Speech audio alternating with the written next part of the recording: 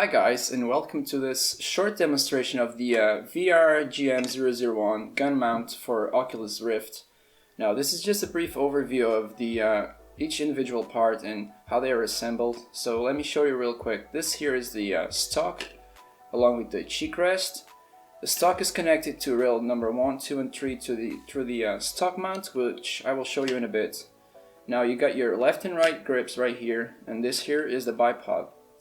So for this assembly, I recommend you use a mallet, preferably shorter than this one, a pair of pliers. They don't need to be pointy tips or whatever, it's just a couple of pliers to get the support material out, and an X-Acto knife or some kind of blade that you can tear some holes with, or expand some pins, or again cut some of the support material out. So these are the instruments I used for the assembly.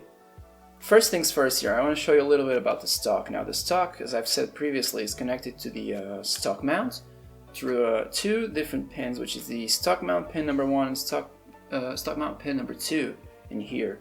Now a little bit up close, this is the stock mount I was telling you about. So the first pin would go in here, an horizontal pin in this vector, and the other one would be in here. Now these pins, along with this type of joinery I designed, they basically negate all horizontal and vertical movement. So whether it's in the stock or in the rail connection, you basically have something that's horizontally stopping you from jerking the gun stock back and forth, and you don't feel that jiggling all that much. So besides that, you have just this little sling add-on that I recently redesigned to make it sturdier. So you can connect this from this point to rail number 3, which I will show you in a second. And last but not least, we have this modularity space here for cheek rests. Now this is the first cheek rest I've designed for this package. I will be designing and releasing new cheek rests in the future, and it's really simple. You just place the pins where you want them to be, or place, well, you can basically place all of them if you want to, but the way this works is that, let me just get this here, just a little sec. You just snap it in place. I'll try to show that again for you, but you just snap it in place where you want. Now here you take it off, and for example, if you want it forwards, let me just get on this side because I need some grip for this. There you go. Now I recommend you using 2 pins for it, but the gist of it is that you can place it wherever you want, and I'll design new cheek rests in the future that allow it to get higher or lower depending on, well, your playstyle.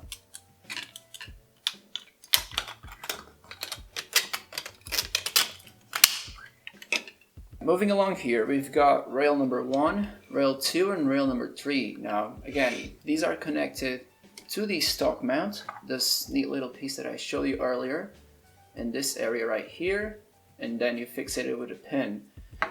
The parts themselves are connected through this claw joinery that I've mentioned earlier. So this claw or hook basically negates all movement, just stucks the piece in place, and you have this pin in there just for good measure, which you theoretically need, but the joinery is so tight that it basically stands on itself. Here's a little close-up of the claw. And this is just a scrapped piece from an earlier prototype. And you've got pin slots here, here, and here, so that's where your rail pins will go. Now, when it comes to modularity, you have your rail number 1 and rail number 3 are basically essential if you are putting this into any sort of configuration. What you can do to expand is to print rail number 2 as many times as you want. You can make it huge. I wouldn't advise that though, but rail number 2 is basically very useful if you're trying to turn this into a larger rifle configuration or sniper configuration for your games like H3 VR or onwards. Personally, I found that I had to print another one of these for the bigger snipers and onwards, and some guns in H3 VR, but this works quite well for most guns, I'd say. Now, I've mentioned previously that there was a sling slot in rail number 3. Actually, in this prototype, it broke off because it wasn't sturdy enough. So do not worry, I have redesigned this slot you see here. It's quite sturdier on that end, on rail number 3. And basically it uses the same amount of material considering it was using a lot of support. So that has been fixed and it's currently working. I'm printing a new part to showcase to you later. Moving forward here, we've got the left and right grips for the stock mount.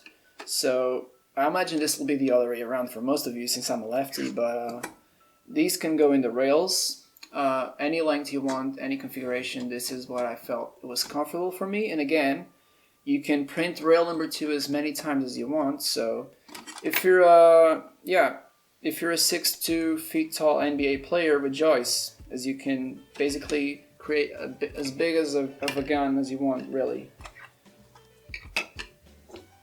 Moving forward, we've got some little details I want to show you in this ergonomic grip right here. So you've got the 2 pinholes, so when you see the pin for the grips, this is where they go. And a really good use for the pliers I was mentioning you earlier is that you can basically pick up any leftover material that you find in here and you can extrude it really quickly.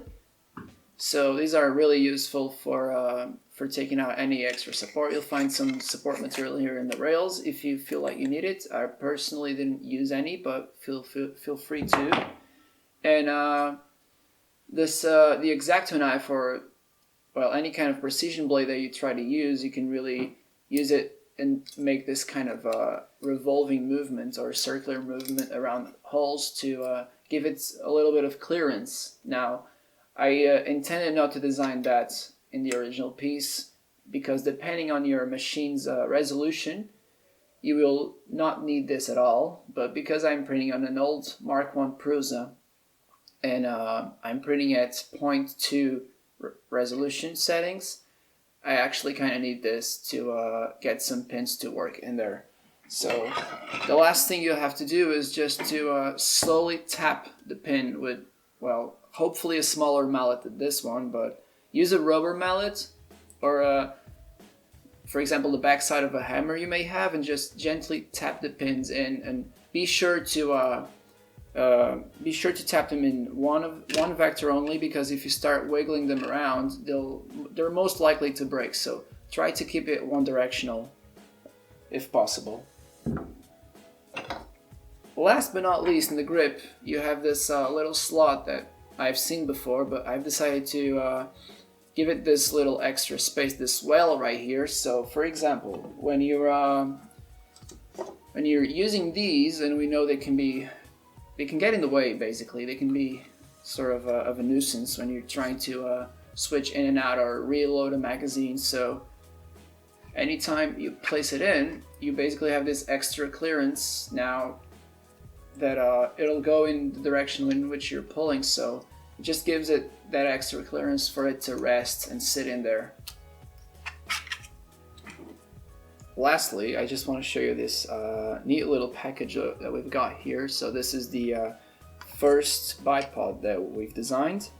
And well, I like to have my bipod loose, so I can basically have it go one way or the other. Now you can see I'm having some difficulties moving the bipod around. That's because I haven't cleaned up my rails yet. So if you are printing these parts, just a little note, try to print them with this side on the bed so that you won't get a lot of support material in here. Because I printed this in this direction, I have actually got a lot of cleanup to do on the rails.